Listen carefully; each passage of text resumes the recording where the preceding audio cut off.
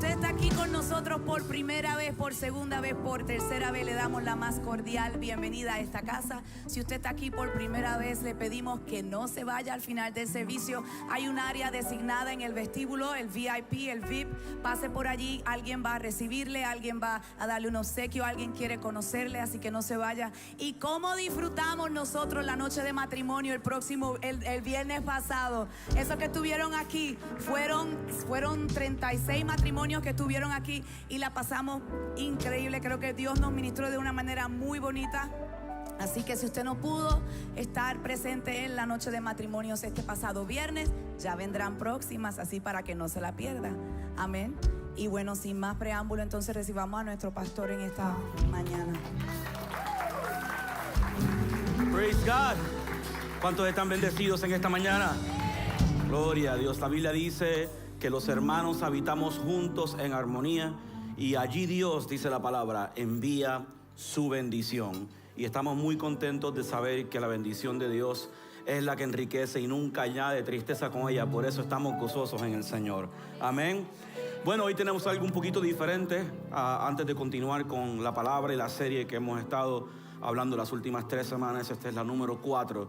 Y es que hoy por primera vez nos han traído al bebé Lucas Noel Santiago, Javen y Amaris. Y ellos viajaron desde Chicago para que nosotros fuéramos parte de la presentación de este niño al Señor y bendecirlo como Dios nos manda. Amén. Así que les voy a pedir que pasen. Gloria a Dios. Aleluya. Él está bien elegante, él está demasiado lindo. Él vino hasta con sus tirantes y todos.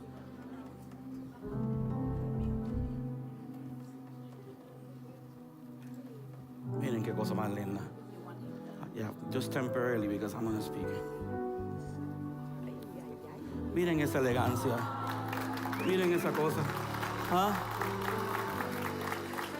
Miren, ¿le gusta la tarima? ¿Como su padre?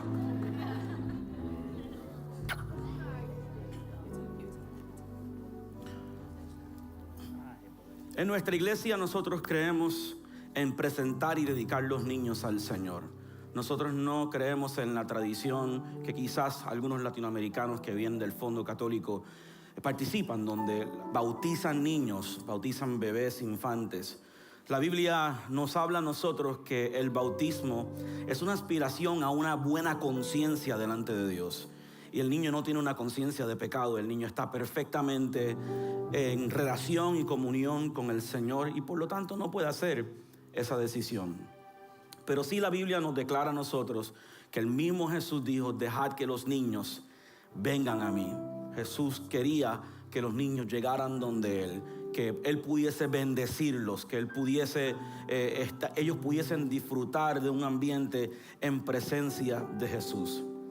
El niño va a estar bendecido, pero esto también es un cargo oficial, no solamente al niño, sino a los padres. 2, un hombre y una mujer que fueron criados, nacieron en la iglesia, se criaron con los principios de la iglesia. Y ese legado, esa genealogía de fe no puede ser interrumpida. Por eso es que es nuestra responsabilidad. Dios hace su parte, pero es nuestra responsabilidad instruir al niño en su carrera.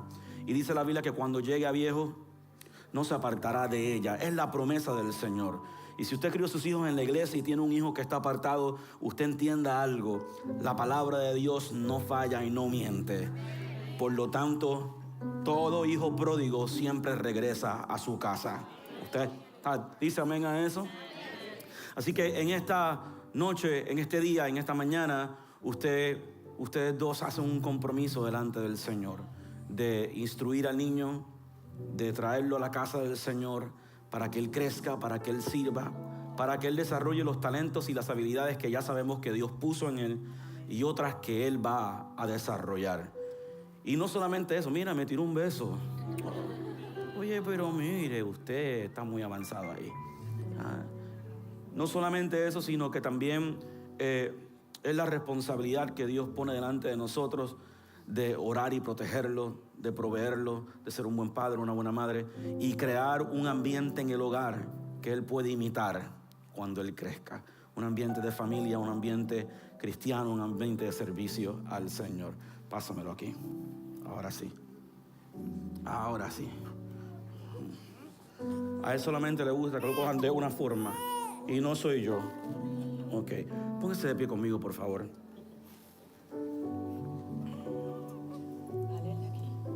From here. Ok. Padre, yo te doy gracias. Te doy gracias por este milagro. Tu palabra dice que herencia de Jehová son nuestros niños. Padre, yo vi, Señor, a estos dos padres crecer, nacer y crecer, o crecer en el caso de Javen. Pero yo te pido, Señor amado, que de la misma manera que ellos crecieron en la amonestación tuya, un ambiente de fe, este niño, no nos cabe duda que también se va a levantar y se va a criar de esa forma. Padre, yo declaro la protección divina sobre Lucas. Reprendemos todo accidente, todo ataque en contra de su vida, toda enfermedad. En el nombre poderoso de Jesús, Señor. Padre, quebrantamos, Señor, toda obra, toda maldición, toda cosa que quiera venir en su futuro a detener y a perturbar, Señor, su propósito y su destino en ti, Señor. Lo declaramos nulo en el nombre poderoso de Jesús. Yo, Padre, Señor, te lo presento a ti, Señor, como lo que es Él, tu Hijo. Y yo declaro, Señor, tu bendición. Declaro tu sangre preciosa sobre su vida. Que los ángeles de Jehová acampen a su alrededor, que lo defiendan, que lo protejan. Te pido, mi Rey Jesús, Señor, que aún su futuro está en tus manos, Señor. David dijo, en el libro se habían escritas todas las cosas. Padre, yo declaro que su libro está escrito por Jesús y que el Espíritu Santo se va a encargar de hacer su obra en su vida. Lo declaro y lo oro en el nombre de Jesús. Now, Lucas Noem, may the Lord bless you. May the Lord protect you. May the Lord smile on you and be gracious to you. May the Lord show his favor and give you his peace. Because when the priest and his sons bless the people of Israel, I myself will bless them. So I bless them, Lord, and I know that you have blessed them already. In Jesus' mighty name, amen.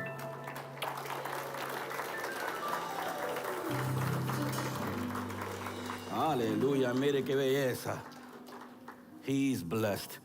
Tiene sus manos hacia Javen y Amares. Padre, ahora mismo en el nombre de Jesús, I pray for them, Father God. I pray for your blessing to be bestowed upon them as it's been till now. I pray, Father God, that every aspect of their family, marriage, child rearing, finances, stability, abilities, giftings, ministries, Father God. I pray, Father God, that you fulfill it in them, Lord Jesus. I thank you because your word says that with wisdom a house shall be built. And I pray a spirit of wisdom upon them. Oh, a spirit of wisdom upon them, Father God, for great decision making, for great abilities, Father God, to provide a future for Lucas, to provide a world, Father God, that is healthy for him, Father. I thank you, Father God, because you will do it. You will bring to order every aspect of their life as you've done up until this point. And I declare your blessing to be upon them. In the mighty name of Jesus, I pray. Amen. Amen. Amen. Love you. Thank you. I love you. Thank you. Amen. Praise the Lord. God is good. Dios es bueno. Amen. Vamos a orar. Padre, te damos gracias por la oportunidad que nos das de adorarte. La oportunidad que nos das, Señor, de estar aquí en tu presencia. Declaramos tu Espíritu Santo fluye como lo ha hecho hasta ahora en este lugar. Que espíritu de sabiduría y revelación se manifieste en nosotros para que podamos comprender la magnitud de la palabra. En el nombre poderoso de Jesús. Amén, amén, amén. Denle otro aplauso al Señor y puede tomar su lugar. Esta serie de mensajes que estoy predicando en el mes de febrero es una serie que nació fuertemente en mi corazón a finales del año pasado. Nació en mi corazón en oración, en palabra y también en la observación que he hecho. La observación que he hecho en la vida de creyentes. Cada uno de estos servicios se ha titulado acerca de en qué creemos, porque estoy estableciendo el fundamento de la palabra en creyentes. A Jesús le preocupaba no lo que el mundo pensaba de él. A Jesús le preocupaba lo que los creyentes pensaban de él o creían en él. Sin embargo, en cada uno de estos servicios hemos podido ver a un persona darle su corazón al Señor, porque la palabra de Dios es rica, es maravillosa. Quiero hacer una recapitulación de algunas cosas para entonces entrar en la palabra del día de hoy. Dice la Biblia en Colosenses, capítulo 2, ¿okay? Y voy a empezar a leer en el verso 6. Dice, por lo tanto, de la manera que recibieron a Cristo Jesús como Señor, ahora deben también seguir sus pasos. O sea, que el servir a Dios, el buscar al Señor, no es simplemente creer en Él como hoy en día es tan común pensar o tan común hacer. Por lo contrario, dice que si tú le recibiste, ahora también debes seguir su forma, debes seguir su paso, debes seguir su doctrina, debes seguir lo que Él enseña, lo que Él es. Verso 7, arráiguense profundamente en Él y edifiquen toda la vida sobre Él. Entonces la fe de ustedes se fortalecerá en la verdad que se les enseñó, y rebosarán de gratitud. Verso 8, no permitan, aquí está la clave principal de esta serie, el no permitir que nadie nos atrape con huecas filosofías, con disparates elocuentes. Esa frase me gusta mucho. Disparates elocuentes que nacen del pensamiento humano y de los poderes espirituales. Dos cosas, ¿ok? La crisis que hay en la fe, la crisis que hay en lo que la iglesia cree o no cree en el día de hoy. Hay dos asuntos responsables. El primero dice ahí que dice que son los poderes o que son los principados, que es, pudiéramos decir que es el enemigo, pero también la mano humana tiene mucho que ver. El pensamiento humano que cada vez se deteriora más y va menos a la par con la palabra y más a la par con lo que uno mismo quiere creer o lo que uno mismo quiere intentar implementar en la vida nuestra o en la vida de la iglesia. Por eso Pablo dice, el responsable de que estas filosofías huecas, el responsable de que no sepamos ni siquiera en qué creemos o qué dice la Biblia acerca de ciertos asuntos, es simplemente el pensamiento humano y los poderes espirituales. ¿Ve? Satanás le encanta moverse en medio de la ignorancia. La Biblia nos dice a nosotros que el que no tiene sabiduría o el que no tiene conocimiento va a perecer. Mi pueblo perece por la falta de conocimiento.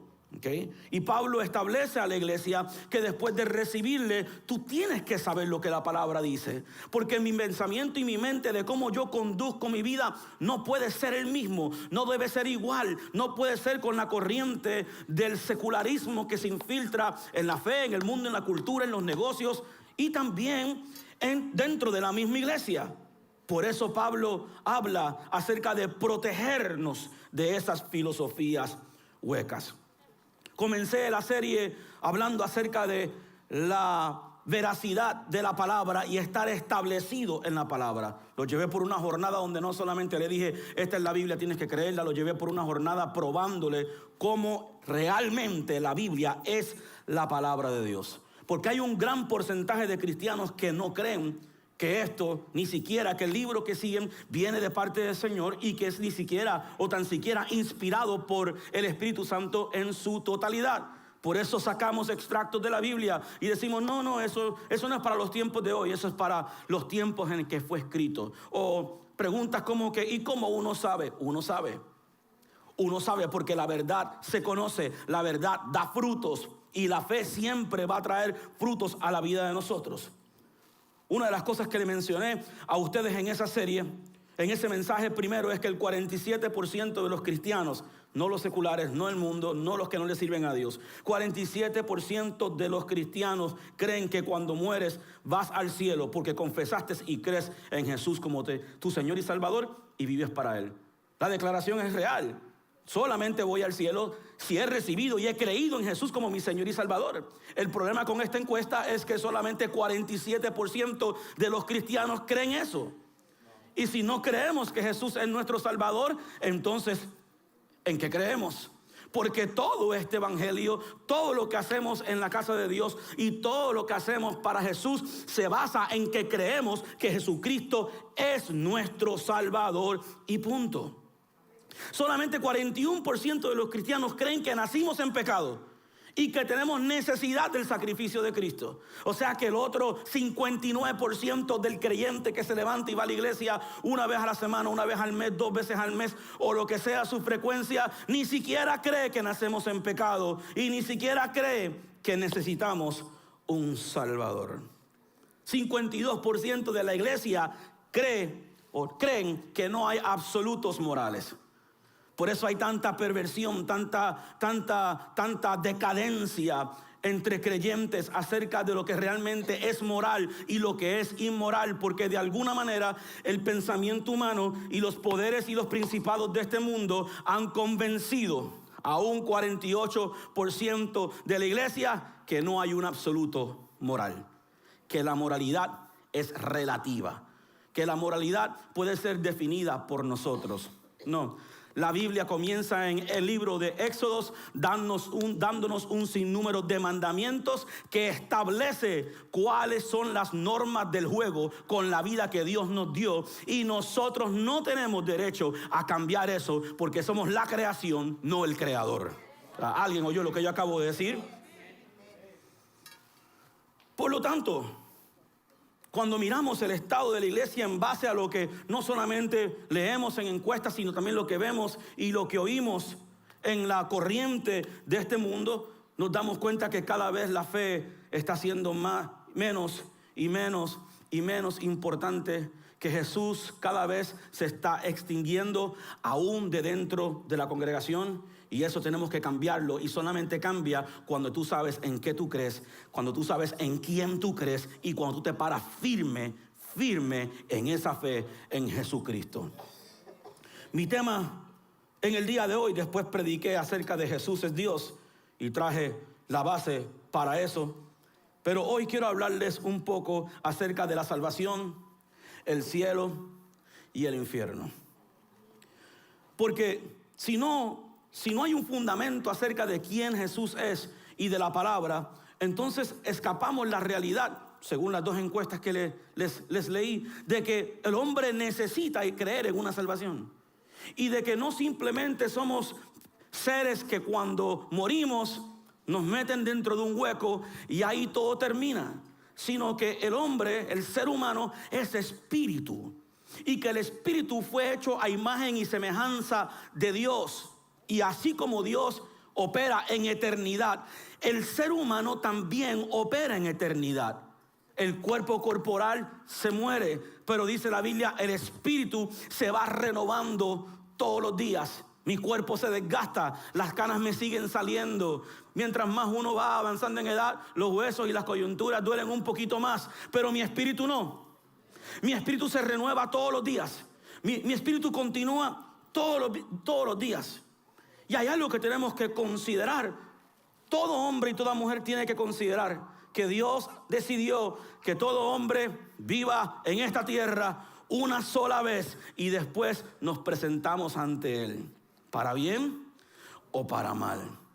Pero hay algo de la cual ninguno de nosotros nos escapamos en esta vida terrenal. Es que todos en un momento moriremos. Nuestro cuerpo dejará de vivir, pero mi espíritu no. Y las decisiones que yo tomo acerca de quién yo soy, quién verdaderamente yo soy aquí en la tierra, determina exactamente dónde yo voy a estar. ¿Qué va a pasar conmigo? Que yo sí tengo el control de mi destino. Pero si no creemos en un cielo, si no creemos en un infierno, si no creemos, y la sociedad cada vez se desmantela más para pensar que todo el mundo de alguna manera está con Dios y va a estar con Dios, entonces Satanás nos engaña y nos roba de la eternidad y nos roba de la maravilla o la maravillosa salvación que Jesús vino a comprar por cada uno de nosotros. Jesús nos da una parábola en el capítulo 16 del libro de Lucas. Vaya ahí, por favor. El capítulo 16 del libro de Lucas. El mismo Jesús entra a explicar este asunto y si Jesús explica esto a través de una parábola, debe ser entonces que es bastante importante. Dice el verso 16.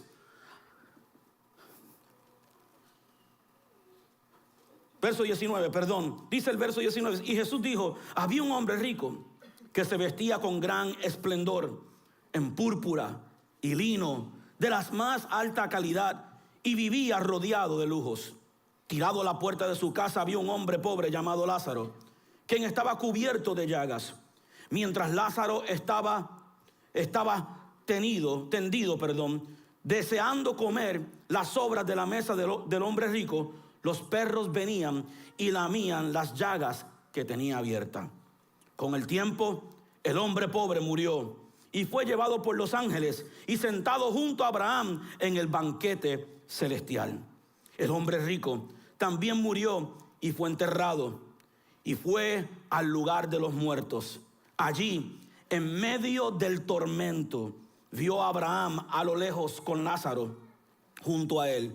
Y el hombre rico gritó: Padre Abraham, ten piedad, envíame a Lázaro. Mira bien, envíame a Lázaro, tan siquiera para que él moje la punta de su dedo con agua y refresque mi lengua. Estoy en angustia en estas llamas. Abraham le dijo: hijo, recuerda que tuviste todo lo que quisiste durante tu vida, y Lázaro no tuvo nada. Ahora él está aquí recibiendo consuelo y tú estás en angustia. Además, hay un gran abismo que nos separa. Ninguno de nosotros podemos cruzar allí y ninguno de ustedes pueden cruzar acá. Entonces el hombre rico dijo: por favor, padre Abraham, al menos envíalo a la casa de mi padre, que tengo 5 hermanos y quiero advertirles que no terminen en este lugar de tormento. Y Abraham le dijo: Moisés y los profetas ya les advirtieron. Tus hermanos pueden leer lo que ellos escribieron. El hombre rico respondió: no, padre Abraham, pero si les envías a alguien de los muertos, mire esto bien, o sea, un muerto hablando. Si le envías a alguien de los muertos, ¿okay?, ellos se arrepentirán de sus pecados y volverán a Dios. Pero Abraham le dijo: si no escuchan a Moisés y a los profetas, no se van a persuadir por más que alguno se levante de entre los muertos. Creo que el asunto de la eternidad, de la salvación, del cielo y aún del lugar de los muertos, el cual nosotros conocemos como el infierno, Jesús lo resuelve en esta escritura. No solamente estableciendo la realidad de estos dos lugares, no solamente establece la realidad de la existencia de estos dos lugares, sino que también establece que aún después de esta vida física hay un estado de conciencia que permanece en el hombre. Un estado de conciencia que no nace de esta mente, no nace de este cuerpo. Un estado de conciencia que nace del espíritu. Muchas personas viven sin esa conciencia porque piensan: bueno, si Dios, el día que Dios quiera me lleva y se acabó. No, hay un estado de conciencia de la eternidad de nosotros. ¿Y dónde pasamos nuestra eternidad? ¿O dónde vamos a vivir con el Señor? ¿O si vamos a vivir sin el Señor? Lo determina mi creencia y mi fe. No solamente en que Dios me va a bendecir, o que Dios me quiere dar, o que Dios me quiere sanar aquí en la tierra, sino que hay mucho más que eso al otro lado. Creo que cuando Jesús usa estos dos ejemplos de un hombre rico y un hombre pobre, no estaba estableciendo que el pobre automáticamente se gana el cielo. Porque hay una vertiente teológica que utiliza el Lucas capítulo 16 para establecer el hombre pobre es bueno, es humilde, el hombre pobre lo adquiere y lo consigue todo, y el hombre rico es el que simplemente Dios detesta y Dios odia. No, Dios no detestó ni al hombre rico, ni tampoco detestó a Lázaro. El hombre rico terminó como terminó porque tuvo la oportunidad de servir a Dios, de encontrar al Señor, de darle su corazón a Dios, y decidió no hacerlo. Decidió confiar más en los asuntos de la vida. Decidió confiar más en lo temporero y no en lo eterno. Y eso nos puede pasar a cualquiera, nos puede pasar a todos. Donde terminamos simplemente confiando en nuestra propia prudencia, o terminamos confiando en que, bueno, debo estar bien porque me va bien. Alguien oyó lo que yo acabo de decir. Debo estar bien con Dios porque estoy bendecido. Las posesiones materiales que todos nosotros podemos adquirir sí son una bendición de Dios, pero no determinan, la ausencia de ellas no determina, ni la presencia de ellas determina a dónde pasaré mi eternidad. Es interesante que este hombre, los dos hombres, cuando mueren, dice la Biblia que los ángeles se llevaron a uno y se lo llevaron al gran banquete. Yo no sé usted, pero yo quiero llegar a ese gran banquete. ¿Alguien quiere llegar ahí conmigo? Llegar a ese gran banquete. Dice que allí estaba Abraham. Dice que tanto Abraham como Lázaro y como el joven o el joven rico pudieron oír, pudieron sentir. Vemos que hasta pueden hablar. Es más, Lázaro puede sentir que tiene sed. Su cuerpo estaba enterrado, pero aún tenía lengua. Su cuerpo estaba enterrado, pero tenía ojos porque vio a Abraham. Su cuerpo estaba enterrado, pero tenía piel porque sentía el calor, el caliente. Su cuerpo estaba enterrado, pero ahí todavía tenía la capacidad para procesar información. ¿Por qué no me envías a Lázaro, a mis familiares, para que le avise de que este lugar es real y que no quieren venir aquí? O sea que en su estado de conciencia espiritual tenía la capacidad para razonar, para pensar, para tomar decisión, para ver a Abraham, decirle a Abraham: mis queridos, esta vida, la iglesia debe creer 100% que esta vida es mucho más que simplemente este cuerpo. Que cuando todos nosotros dejemos y transicionemos de esta vida terrenal a la próxima vida, la Biblia dice que Dios mismo nos dará un cuerpo nuevo. Y con ese cuerpo nuevo experimentaremos o el banquete o el lugar de los muertos. Pero que no te quepa duda, ni a ti ni a mí, que en ningún momento Dios creó ese lugar para el joven rico. El infierno no es el lugar donde Dios simplemente castiga gente. No es el lugar donde simplemente Dios decide: por malo te voy a castigar. No, para nada. Es más, Dios lo hace tan justo que nos da la capacidad a todos nosotros de tomar esa decisión. Nos da la capacidad de decidir si queremos vivir y morar con Él. No es decisión de Dios. O la decisión de que no, que queremos vivir separado completamente de Él. Dice la Biblia que este hombre Lázaro se tiraba a la mesa del joven rico a ver si tan siquiera se podía alimentar. Miremos el estado de esa relación entre estas dos personas, porque según Jesús se conocían. La joven Lázaro sabía que el joven rico tenía plata, sabía que el hombre rico tenía comida. Sin embargo, se quedaba tirado en el suelo. El joven rico pudo tan siquiera llevarlo a un médico para que cubrieran las llagas, o tan siquiera pudo haber llamado y espantado los perros para que no lo lamieran. Tan siquiera le pudo haber dado un pedazo de pan, pero tampoco lo hizo. Porque el mayor separador de nosotros crear una dependencia de Dios se llama el egoísmo. El problema no era el dinero, el problema no era su crianza o su mentalidad, el problema fue que no le importó. No le importó a tal grado que vio al joven ahí y no hizo nada al respecto. Pero tampoco le importó a tal grado de que escuchó el mensaje, dice la Biblia, a Moisés y a los profetas tuvieron. Ustedes recibieron el mensaje, oyeron el mensaje, pero en realidad no le interesó recibir el mensaje. Lo dejaste y lo tiraste a un lado y no lo recibiste. Lo otro que puedo observar a través de esta parábola es que la Biblia no nos deja claro cuándo fue que murieron. Es muy posible. La Biblia sigue refiriéndose al muchacho como joven. En otras palabras, Jesús nos está dando la alerta de que la vida es como un vapor, que hoy está y mañana no.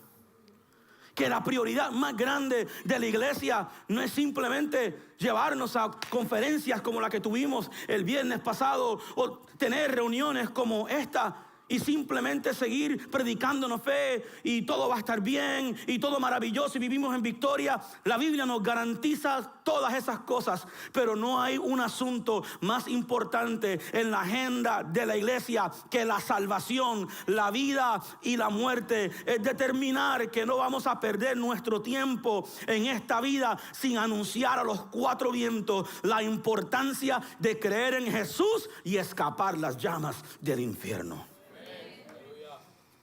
No podemos caer en ese estado de incredulidad de ni siquiera saber en qué creemos.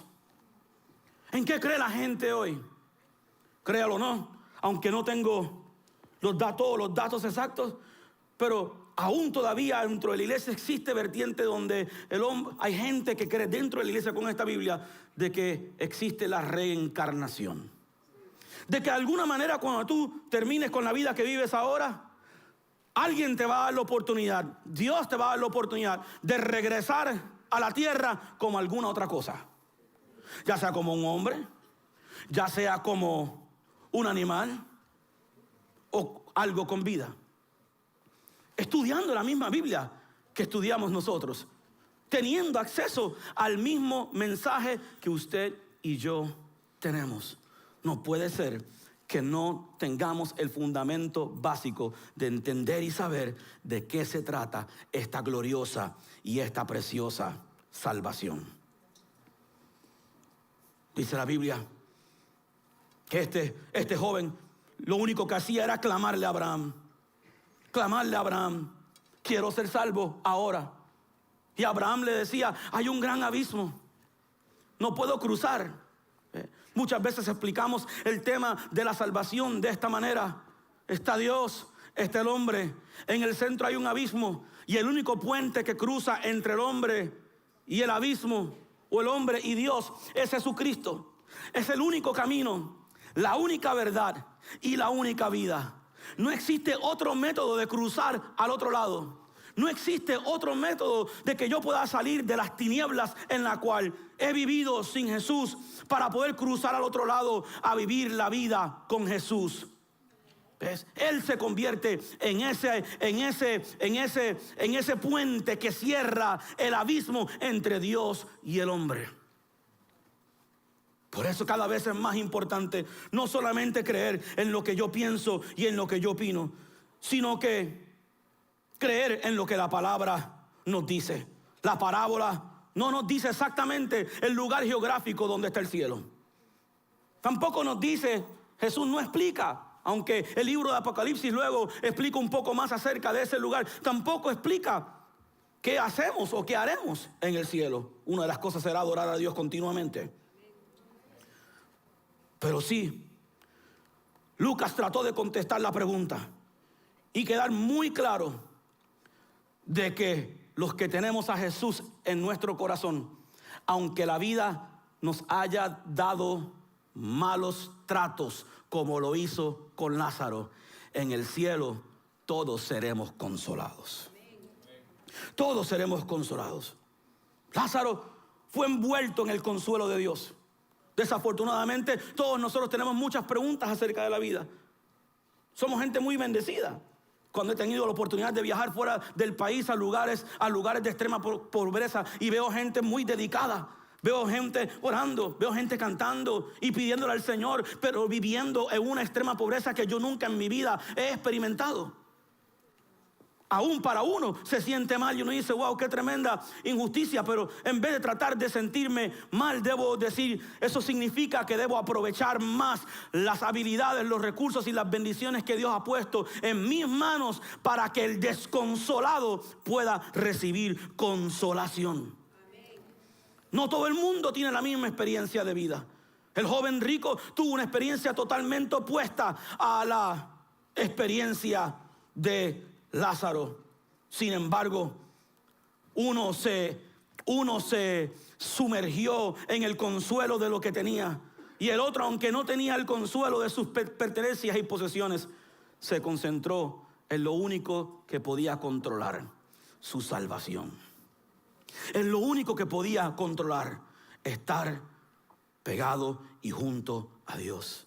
Asegurarse que cuando su vida desventurada, su vida de pobreza, su vida de enfermedad, porque estaba enfermo, tenía llagas abiertas, no sabemos si era lepra, no sabemos si eran úlceras, algo estaba pasando en su cuerpo, que estaba, su piel estaba completamente abierta. Y me imagino que los perros venían y le infectaban eso más y lo hacían mucho peor.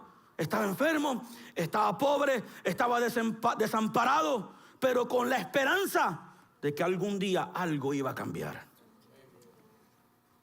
Esta parábola nos es predicada y enseñada antes de que Jesús hiciese el sacrificio por los hombres. Que es muy probable que después de la dispensación de Cristo, después de la resurrección de Cristo, este joven, este hombre, Lázaro, se convertiría muy similar al cojo de la hermosa. Donde ahora, en ese momento, gracias al sacrificio de Jesús, gracias al sacrificio de la sangre, gracias a la crucifixión de Cristo, ese joven pobre Lázaro, no se tenía que quedar con su llaga, porque ahora por su llaga hubiese sido curado. No se tenía que quedar en su condición de pobreza, porque ahora tiene al Dios que suple todas las necesidades.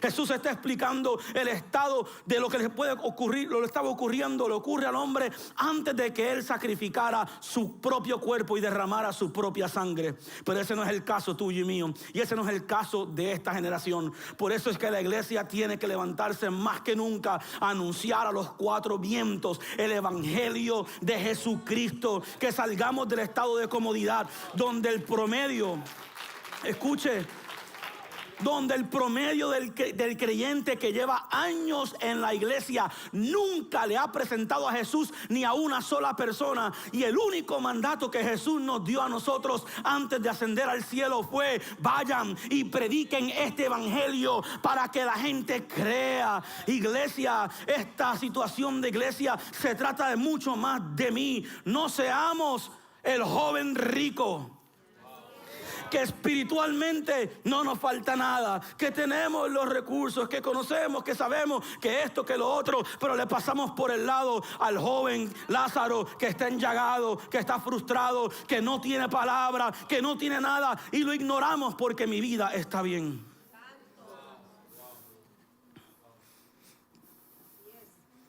Seremos responsables ante Dios algún día de no hacer lo importante. Porque nuestra cultura es más influida por un cantante de 21 años que no sabe ni dónde tiene la nariz, que por la iglesia de Jesucristo, que lleva 2000 años en la tierra. Porque en muchas áreas nos hemos comportado como el joven rico. Nos hemos comportado como el joven rico. No hemos puesto en perspectiva la salvación. No hemos puesto en perspectiva el cielo. Y no hemos puesto en perspectiva el infierno. Coincidentemente, el joven rico comenzó a preocuparse por sus padres muy tarde. Fue cuando llegó a ese lugar y experimentó esa eterna separación con Dios, donde ahora sí él dice: wow, alguien vaya a la casa de mi padre y dígale. Alguien vaya y anuncie. Pero yo no tengo que ir a un lugar tan terrible como el lugar de los muertos para entender que existe, que es real y que Dios tiene algo mejor para mí, que Dios tiene algo mejor para mi familia, y que eso es lo que tengo que hacer, lo más importante. No va a existir nada más importante para esta pareja de este niño que acabamos de presentar al Señor. No habrá nada más importante de asegurar, no su educación, no que tenga una buena casa, no que tenga alimento. Todo eso lo van a hacer, pero no habrá nada más importante que asegurar que su propia salvación. Nada más importante. Allá en el Antiguo Testamento, el pueblo de Israel empieza a tener una gran discusión y se empiezan a discutir uno entre el otro, diciendo, bueno, ¿a quién vamos a servir? Así está esta generación. ¿A quién vamos a servir? ¿Vamos a servir a Dios? ¿Vamos a servirnos a nosotros mismos? Vamos a crear nuestra propia manera de hacerlo. Y dice la Biblia que las tribus estaban peleando todas unas con otras. ¿A quién tú vas a servir? Porque estamos buscando la opinión popular para determinar y decidir los asuntos de fe. Y la opinión popular no es la manera en que tú decides cómo tú vas a vivir, es la manera de la Biblia. Alguien oyó lo que yo acabo de decir. Yo no voy a buscar la opinión popular para saber acerca de matrimonio. Yo voy a buscar la opinión de Dios para saber cómo llevar mi matrimonio. Yo no voy a buscar la opinión popular para saber cuáles son los absolutos morales que Dios ha establecido. Eso no lo encuentro allá afuera. Eso lo encuentro en la palabra del Señor. Tenemos que volver a la palabra. Tenemos que volver a leerla, a escucharla y a permitir que ella sea quien dirija nuestra vida, no la cultura popular. No la cultura popular. La palabra tiene que regresar a ser el centro. Por eso esta serie, por eso es tu urgencia. Es tu urgencia. ¿En qué creemos? Porque a la aceptación no es más del hombre, no es más importante que la aceptación de Dios. Interesante que la palabra griega hebrea, que describe al hombre rico, es la palabra dive, de donde sale el término moderno diva y divo, que describe a una persona que simplemente vive de su apariencia externa, de su orgullo, de sus logros, de su educación, de la aún clase de plata o de la familia que viene, poniendo más valor en las cosas terrenales que en las cosas espirituales. Tenemos que clamar a Dios. Tenemos que clamar a Dios porque esta parábola representa mucho más que simplemente la explicación de la vida. Y lo hace muy elocuentemente. Por eso no me encuentro en necesidad de ir a Apocalipsis, ni ir a los escritos de Pablo, que habla claramente acerca de la eternidad del hombre, que habla acerca de la salvación o la perdición del hombre. No me hace falta leer la lista de pecados que dice la Biblia que causarán que no podamos heredar el reino de los cielos. Porque lo más importante no es el tipo de pecado que te separa de Dios. Lo más importante es que estás separado de Dios. Lo más importante es más, Jesús ni siquiera nos dice en qué tipo de pecados estaba envuelto el joven rico. Simplemente nos dice, pasó más tiempo preocupado por él. Se le avisó, se le habló, pero no hizo. No hizo porque no tenía quizás consecuencias que lo llevaran rendido a Dios. Dice la Biblia que es la responsabilidad de nosotros. El libro de Corintios nos dice claramente, de modo que si alguno está en Cristo, nueva criatura es. Las cosas viejas pasaron, he aquí todas son hechas nuevas. Pero esa es la parte del capítulo que nos gusta y que nos aprendemos. Pero si tú sigues leyendo un poquito más, Pablo en los próximos 2 o 3 versos del capítulo 5 de Corintios empieza a hacer el llamado a la iglesia. Por eso os ruego, le dice a la iglesia, reconciliaos con Dios, porque Dios os ha dado el ministerio de la reconciliación. Nada más importante que la reconciliación del hombre con su Dios. Por más que Abraham quisiera haber cruzado el abismo para alcanzar a aquel joven rico que le pedía, le dijo, no puedo. Ni tú puedes venir aquí, ni yo puedo ir allá. Encima de eso, El joven rico estaba tan desesperado que, habiendo ignorado toda una vida a Lázaro, el pobre, quizás sin nunca haberle llevado un vaso de agua a Lázaro, le dice a Abraham: dale una orden que venga aquí, que tan siquiera con el dedo mojado me moje la lengua. A ver si me sacio un poco de esto. Y Abraham le dijo: ni aunque te lo quisiera enviar, puedo. La vida está llena de oportunidades, mis queridos. Yo dije que la vida está llena de oportunidades. Mientras estamos en esta vida, Dios es el Dios de oportunidades. El problema es que procrastinamos las oportunidades. We put them off, we put them aside. Procrastinamos las oportunidades. Dios pone delante de nosotros grandes y maravillosas cosas, grandes y maravillosas puertas abiertas, pero las postergamos, las ignoramos. Claro, aún con el complejo de eternidad que tenemos, sin saber si la vida que tengo hoy, mañana no la voy a tener. Ni el mismo Dios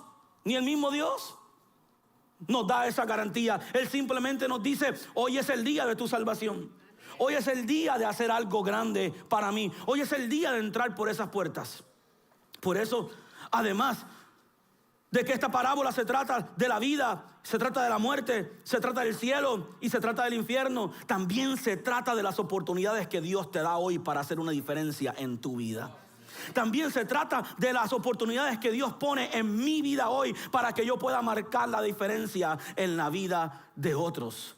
Para que yo pueda salir de mi mundo narcisista, mi mundo de mi conveniencia, mi mundo de mis ropas de lino púrpura, como el joven rico. Mi vida de mis posesiones, o de mi trabajo, o de las cuentas que tengo que pagar, que son una realidad en nuestro diario vivir. Pero vivir una vida altruista, que no solamente piensa en mí, que no solamente pienso en los míos, sino que también pienso en la eternidad de los míos y la de otros, para poder llevar este evangelio que tanto puede cambiar al hombre. Como bien dije, esto no se trataba de riqueza o pobreza, pues el hombre que le estaba hablando al joven rico, y que el joven rico le habló, era Abraham. Y la Biblia describe a Abraham en el libro de Génesis que era un hombre muy rico, posiblemente con más que el joven rico. Dice que tenía gran riqueza, y sin embargo su riqueza, su bendición no lo separó de la promesa del Señor para su vida. Porque cuando Dios le dijo: te quiero hacer padre de una nación, no pensó en su patrimonio. Pensó en: Señor, haz como tú quieras conmigo. Haz como tú quieras conmigo. Yo me presto para la salvación. Yo me presto para vaciar el infierno y llenar el cielo. Yo me presto para que cosas grandes tú puedas hacer a través de mi vida. Todo con tal de que el joven rico no se pierda. Ese joven rico puede ser cualquiera. Puede ser mi hijo. Puede ser mi hija. Puede ser mis hermanos. Puede ser gente en tu hogar que tuvieron las mismas oportunidades que tú tuviste de servir a Dios. Pero la vida cristiana no se trata de sálvese quien pueda. Y la salvación es individual. La salvación sí es individual. Pero ¿cómo serán salvos si no creen? ¿Cómo creen si no oyen? ¿Cómo oyen si no hay quien les predique? ¿Quién les predica si no son enviados? Es mucho más que eso. Es mucho más que simplemente: ya yo tengo lo mío y que cada cual se preocupe por lo suyo. No. Dice la Biblia que aún en ese momento Lázaro, en su estado de conciencia, empieza a pensar en sus hermanos. Ahí en ese momento es que él empieza a pensar. El pueblo de Israel, como estaba explicando ahorita, ellos no estaban pensando: ¿a quién servimos? ¿A quién servimos?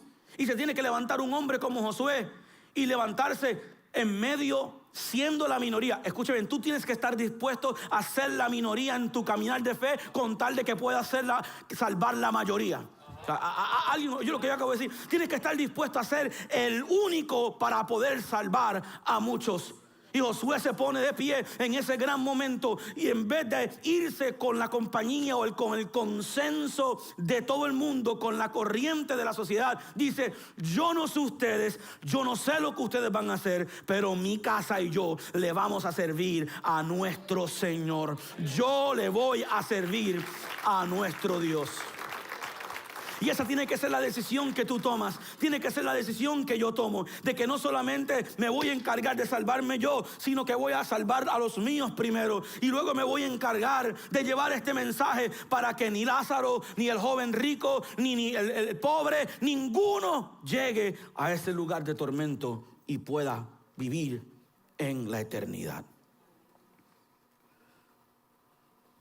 El problema consiste en que el hombre está tan consumido en su día a día, en sus propios deleites, en sus propios intereses, en su forma de vivir, aún en su propio pecado de preferencia, que no tiene tiempo ni interés en conocer el camino de la vida eterna.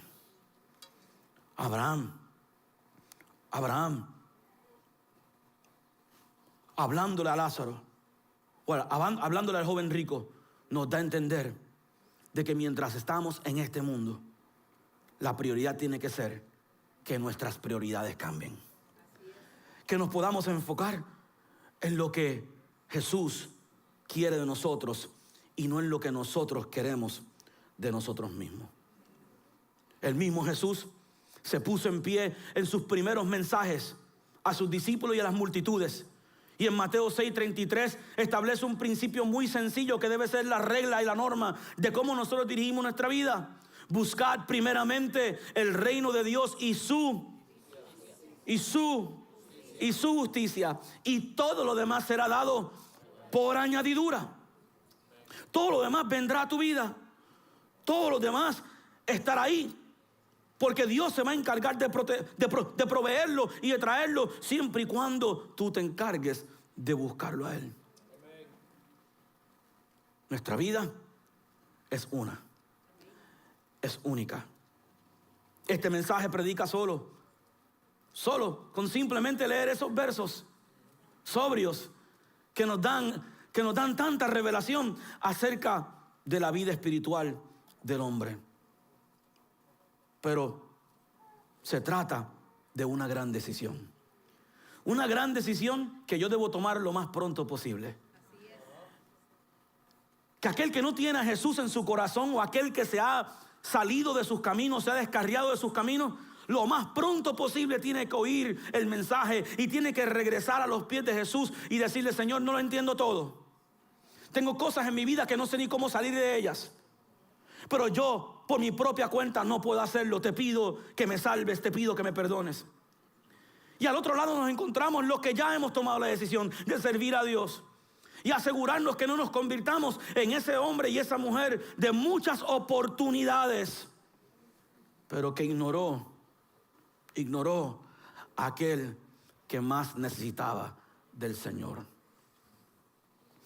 No sé qué clase de recompensas recibiremos en el cielo, pero yo quiero que sepa algo, y esto salió a relucir en el estudio bíblico que están haciendo los jóvenes adultos.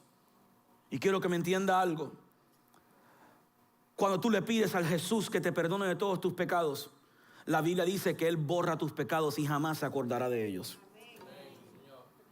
Eso queda claro.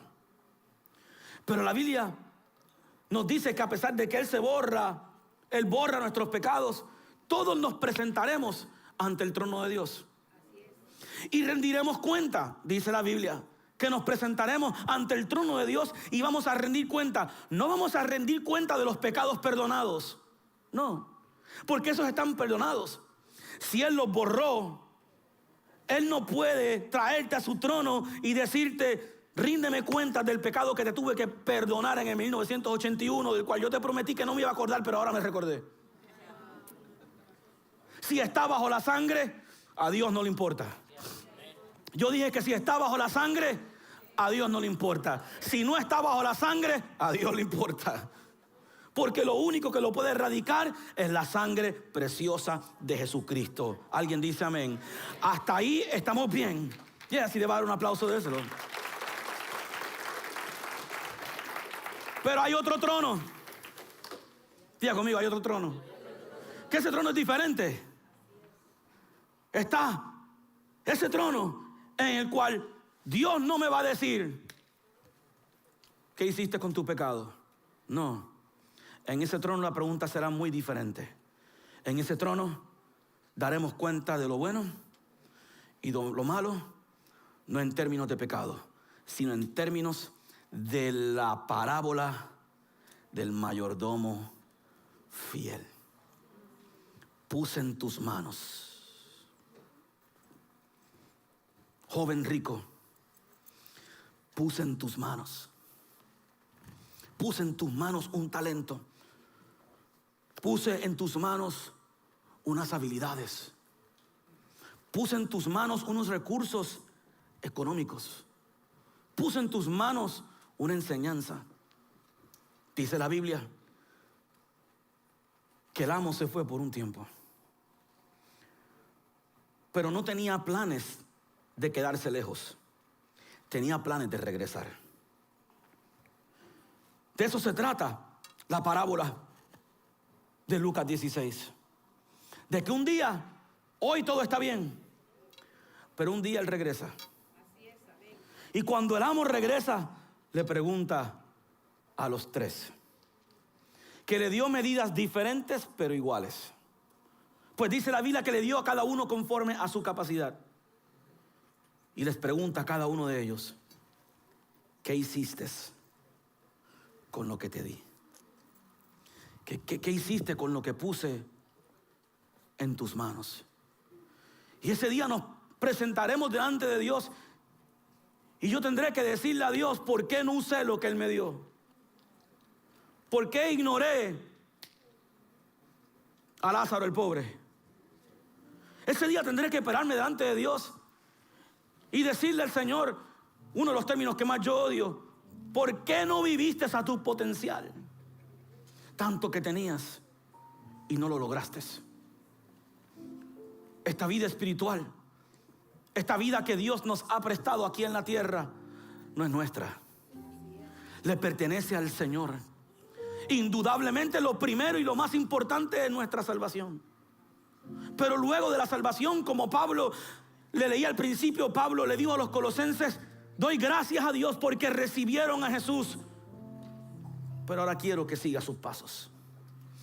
Ahora quiero que no simplemente digas, estoy perdonado. Pues el 90% de nosotros los creyentes nos quedamos ahí. Nos quedamos con saber y tener la paz y la tranquilidad de que hemos sido perdonados por Dios. Pero y seguir sus pasos. Seguir sus pasos no es solamente el camino de la santidad. Seguir sus pasos es como Dios ungió a Jesús de Nazaret con el Espíritu Santo. Y este anduvo haciendo bienes. ¿Haciendo qué? Bienes.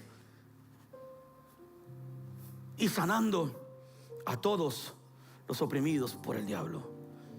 Seguir sus pasos es que mientras camino en esta tierra, no solamente voy a pensar en mí y de que ya yo confesé a Jesucristo y que eso puede ser la responsabilidad de otro.